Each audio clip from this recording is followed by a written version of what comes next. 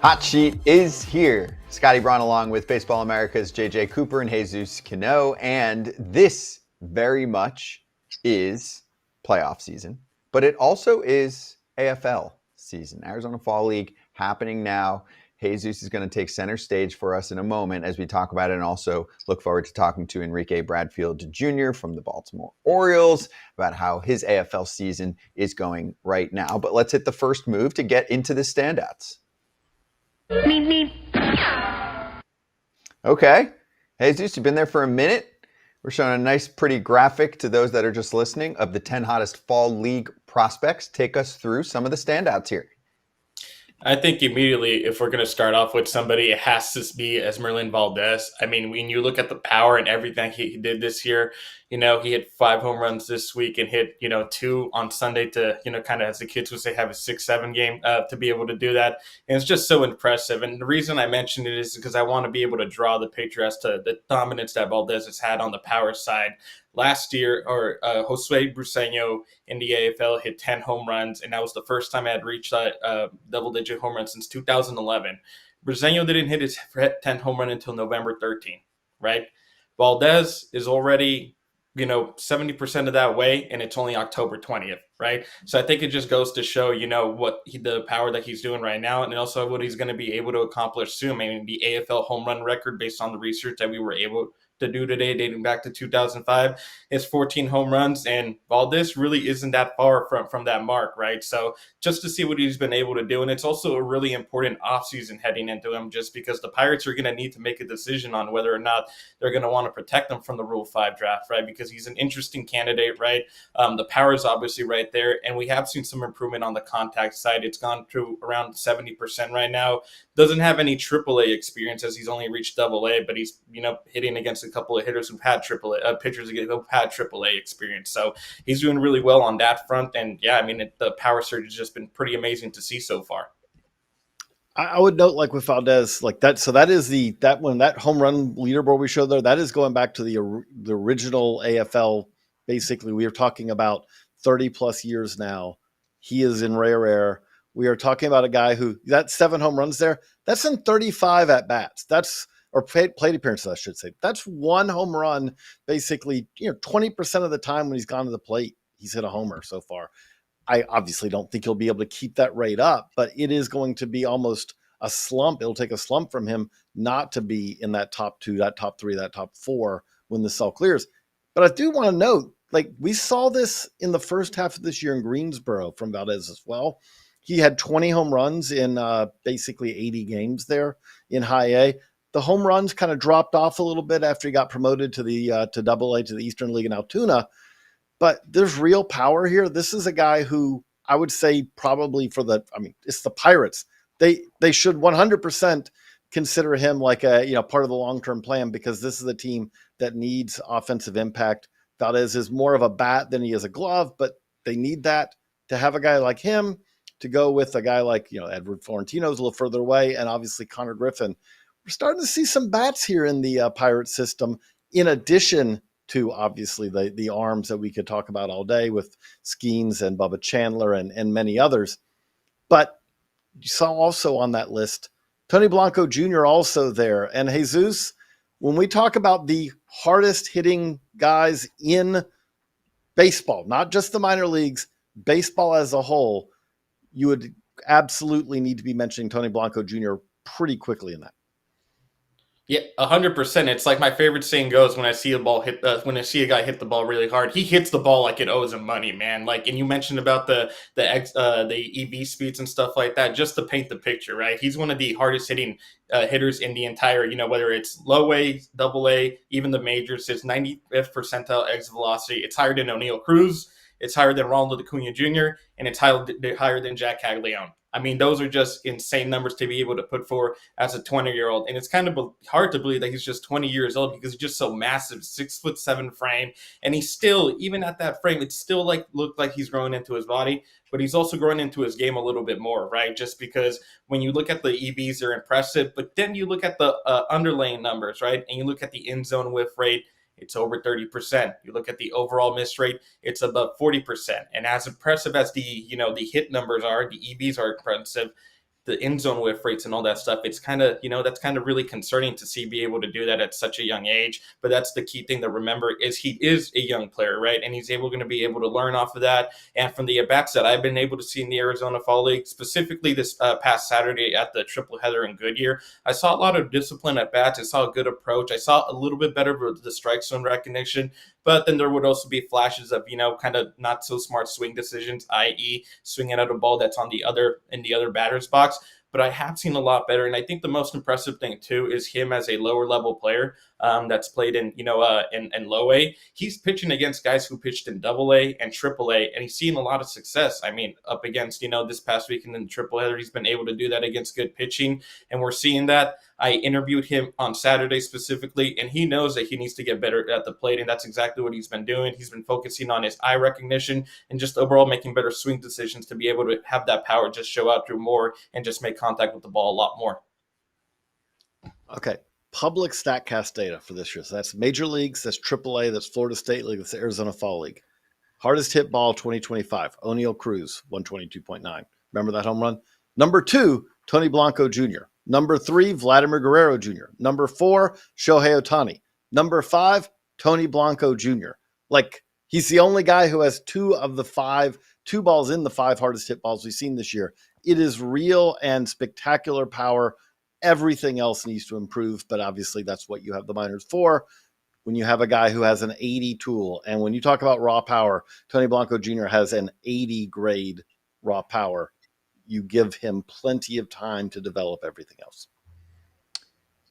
Should Pirates fans have any concern about the way that the team has developed O'Neal Cruz? Serviceable big league player, but he hasn't been what he could be, I think. That's fair to say. I would say, yeah. I would also say, like, he also has kind of, I would say, like, when you could say him and you would say, like, okay, a guy like Tony Blanco Jr., who does have flaws that really need to be corrected. Even an Esmeralda Valdez who has flaws that need to be corrected. I would worry about it somewhat with guys like them. I do not worry about it nearly as much when we're talking about someone like Connor Griffin, because I do think that Connor Griffin is kind of one of those, basically he's not even a boulder. He's like this giant rock rolling down a hill, and you're just not going to stop him from figuring out a way to have success in the big league level, because he does so many different things well, and he's already shown aptitude to adjust. The Pirates have not had a great success record of developing hitters. They've done a really good job with pitchers, but it does seem like that maybe we're seeing some signs of hope there that this may be changing a little bit. And again, they need it to, because they need several of these guys to really step forward, because this is a team that has a ton of pitching, but we don't have nearly as much certainty as far as that big league lineup right now. Exactly. Yeah, and this team needs offense, and they're not going to necessarily look outside the org for it. So we'll see if this talent actually develops at the big league level. All right, we're going to get ready for our guest back in a minute or less with Enrique Bradfield Jr.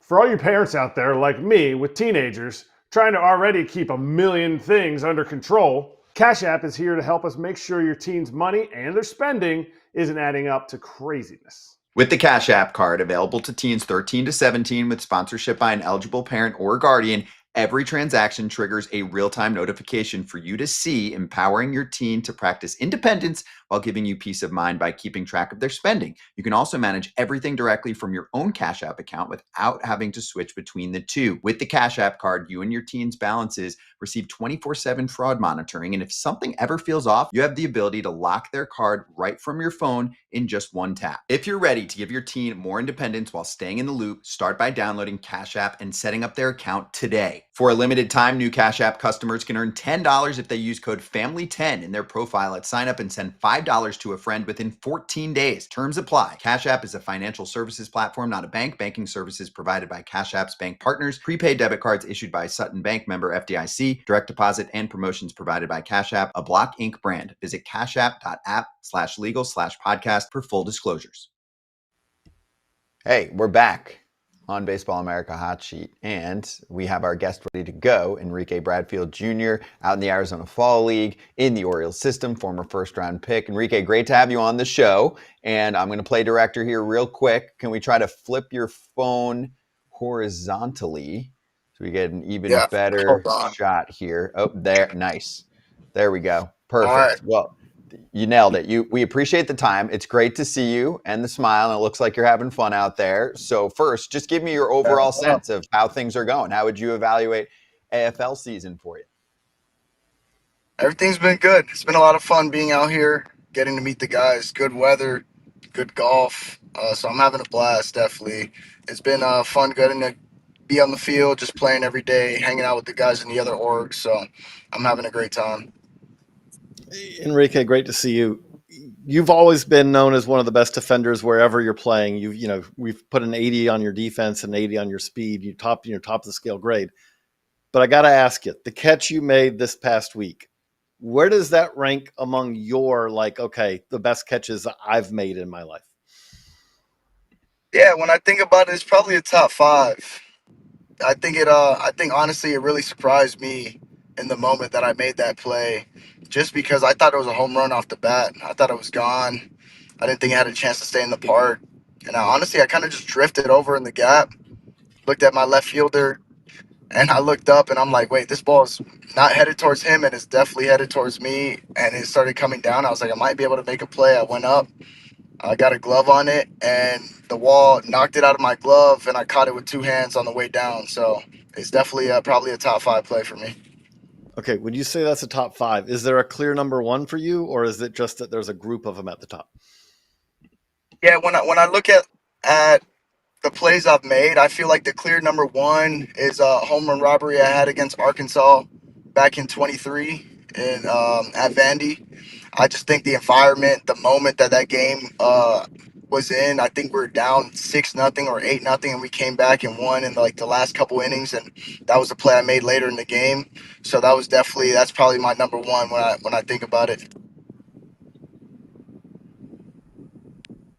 Hey, Enrique, and then just the unique thing about the Arizona Fall League is that you're playing, yes, you're playing extended time, but you're playing extended time with different players from different organizations. Just kind of what have you learned being able to play from different players, just from different teams and stuff like that? Because I look at you guys and there seems to be a lot of really good chemistry going on down there. Yeah, we're having a lot of fun. It's been cool hanging out with the guys from the Reds, the Padres, the Twins, and the Mariners. To be honest, I think it's just being able to learn different perspectives and hear about different people's experiences, their own journeys. We have some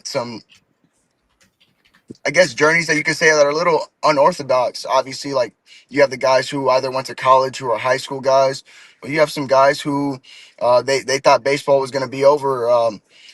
One of the guys, Hoops, is like that, and he's with the Twins. He's one of our pitchers.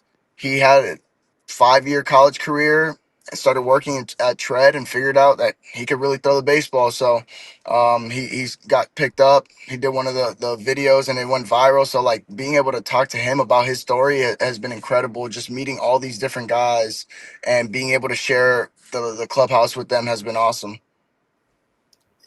Enrique, this year you made it to AAA. When you get to AAA, you know that the next call from there is the one that you've been waiting for, probably dreamed of for years. Going into 26, like coming AFL and then going into 26, what does it feel like? What are you thinking about?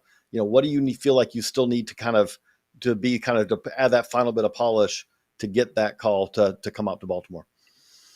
I guess going into 26, I just want the job. Feel like the job is going to be for me to take. I'm definitely going to show up to camp with that mentality, just to go in there, work hard every day.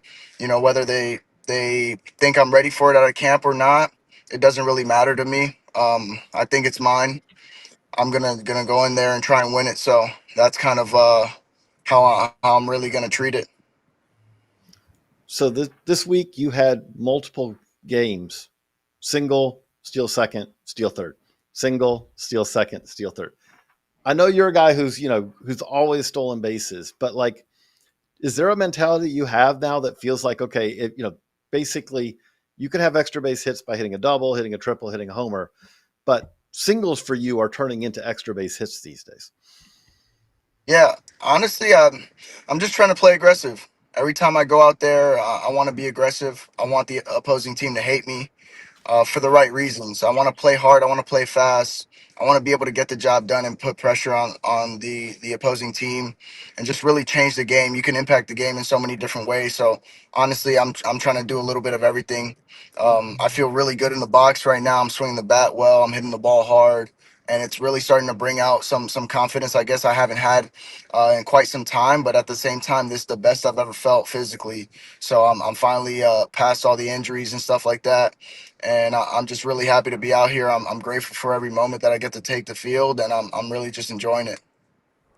So Caleb Durbin holds the AFL stolen base record. Said it last year, 29, and he's the only one else. So him and Eric Young Jr. are the only other guys to get over 20. How doable does that feel? I mean, looking at what you're doing so far, those numbers seem pretty plausible. Is it something that you're thinking about at all, or is it just day by day? No, it's day by day. To be honest, I never really know what's going on past the next day. I honestly just try and show up every day with a clean slate, no matter what happened the day before, good or bad, and just really put one foot in front of the next and work hard.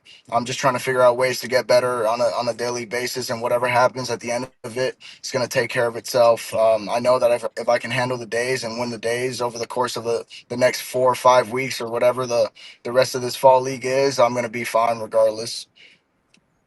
And then Enrique, I mean, just for you, you've been in the organization for a bit. How do you feel like the Orioles have helped you grow as a player from when you were drafted to where you're at right now?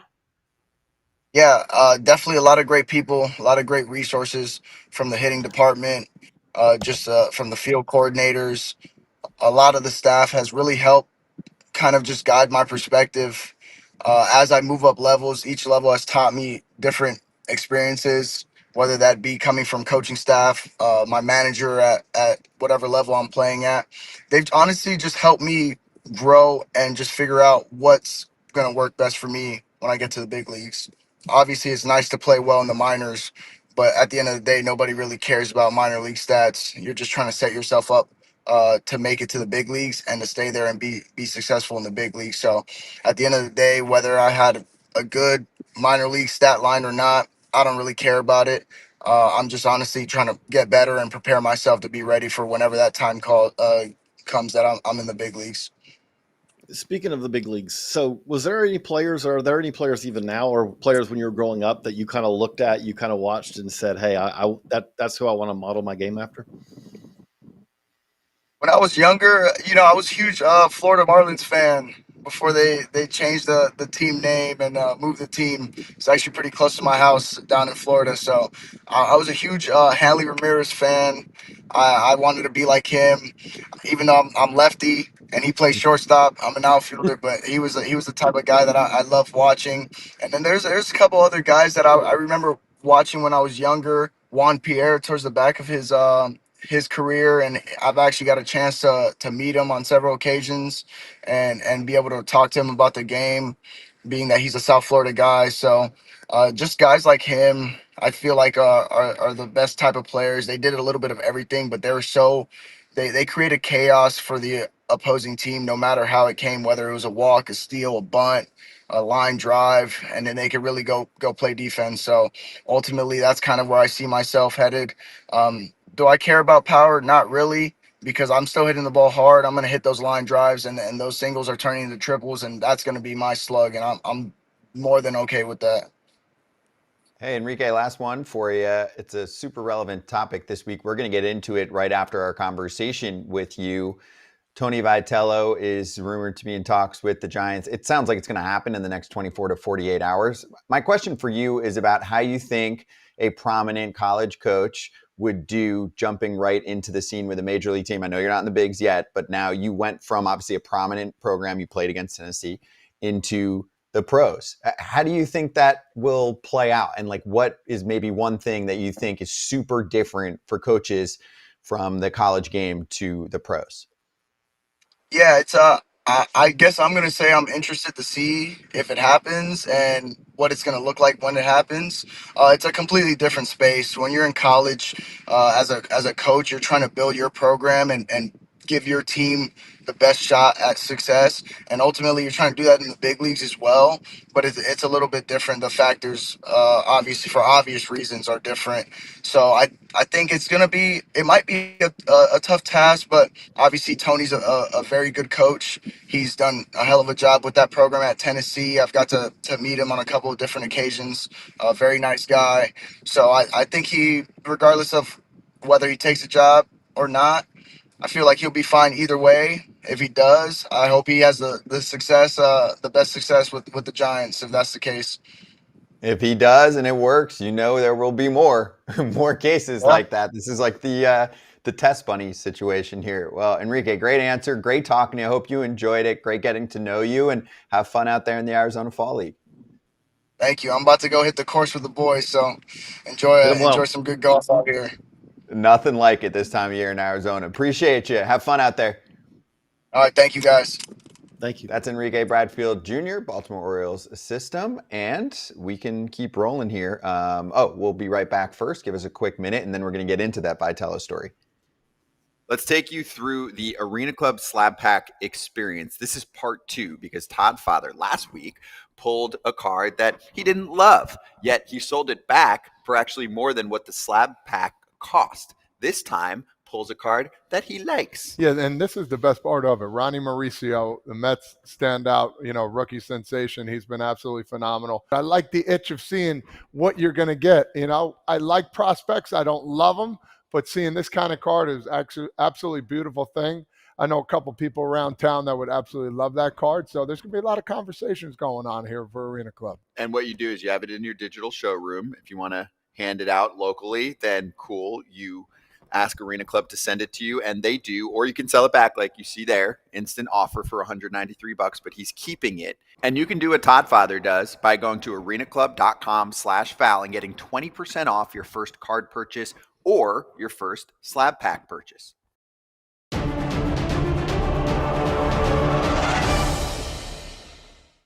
Let's hit the final sprint. Boom. Just like that, Ben Badler joins us for this in-depth conversation about Tony Vitello and the likelihood that he is going to jump from Tennessee to the San Francisco Giants to manage a Major League Baseball team, no prior Major League coaching experience. JJ, I know you got something good for me on this one, and you'll be fascinated to follow it too.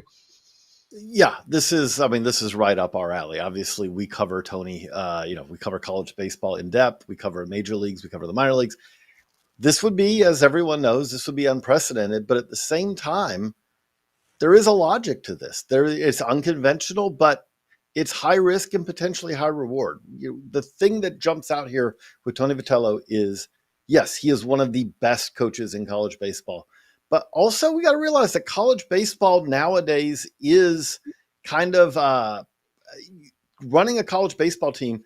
There's a lot of evaluation and development to that, like there is obviously in pro ball. Like the transfer portal has increased that because every year you have to not just get recruiting classes, but you have to basically evaluate and say, this is the player who we could plug in and fill this hole that we have, and we'll be ready to hit the ground running and coming from, and we can make that adjustment, that evaluation that they're playing coming from this D2 program, this mid-major program, whatever it is.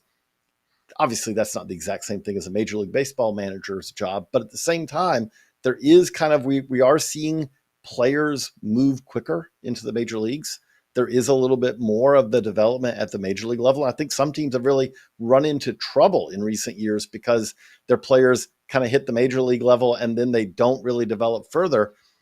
We'll see if this could work, but if it did, it really, as you said earlier, Scott, could kind of open the doors that this would not be the only move like this we see in the next few years, because the potential reward of this is you've just untapped a whole new, fertile area of potential manager candidates. Yeah, if the Giants are able to hire Tony Vitello, I love this move. I think it's overdue for teams to rethink their hiring models when it comes to major league managers. This industry just way over indexes on MLB playing experience. Just look around the game at who managers are right now. Not in every case, but in general, teams hire managers who have MLB playing experience. And that experience has value, but having the physical skill to have played baseball at the highest level is not a requirement, or should not be a requirement, to be a manager or to be a good manager. I mean, you just look around other sports, the NFL, Bill Belichick, maybe the greatest head coach of all time, never played in the NFL. And basketball, Greg Popovich, never played in the NBA. Like, you don't need to have played in the big leagues to be great with the X's and O's, with the in-game strategy, with leading and managing a clubhouse. And when you're hiring a manager, I mean, what are you basing the decision on? If you're hiring somebody, obviously, who has previous MLB managing experience, okay, you have track record to go on. But if you're hiring a first-year manager, then what? I mean, all right, maybe you're promoting somebody within your own organization who you know and have familiarity with, but if it's an outside hire, a bench coach from another team, a third base coach from another club, you can go off interviews, reputation, things that they've said publicly before, but they've never been in that top seat before. Whereas with a college coach, like JJ was saying, I mean, whether you're talking about somebody like Jay Johnson at LSU, who's built multiple programs into Omaha teams, or Tony Vitello, who's won a national championship at LSU after turning around a struggling Tennessee program, you have a lot more proof of competence in that role. I mean, compared to, a major league manager or a bench coach, a college head coach has a lot more responsibilities: the scouting, the recruiting of players, leading the development of players, which I think is something that is important and overlooked for MLB managers. For managing a clubhouse and being in charge of in-game tactics, strategies, bullpen moves, all that. And you have that proven track record with Tony Vitello of building a winning team, the in-game management experience, dealing with the media, managing players. Obviously, it's not, the exact same thing doing it in college compared to doing it at the MLB level. And he's going to have to get up to speed on, the current players in the big leagues and all that, and the differences between the pro and the college game. And he's not going to have as much control over picking the players that he did at Tennessee that he's going to have as a manager if he does get, finalized into that role. But there is obviously a lot of overlap in the skill set, in the responsibilities, and Tony Vitello has proven himself to be one of the best college baseball coaches on the planet. So I think his skill set is going to translate well to the major league game, and I think more MLB teams should be reevaluating how they go about hiring managers. The other thing I would just say about this is, if you look at the Giants doing something unconventional here makes a lot of sense also from the standpoint of that they're in a division where the Dodgers have dominated. And if you can find, you're always trying to find edges. Well, you can find an edge by hitting that home run higher as a manager, but if you go to the same well that everyone else is going to, probably a little less likely to do that than if you say, hey, we are going somewhere that has never been tapped, that is untapped fertile territory. There's a possibility this could succeed. If it fails, okay, then you go back to the same roles, and the same, ideas that everyone else has. But it's worth taking a swing and seeing if it works out.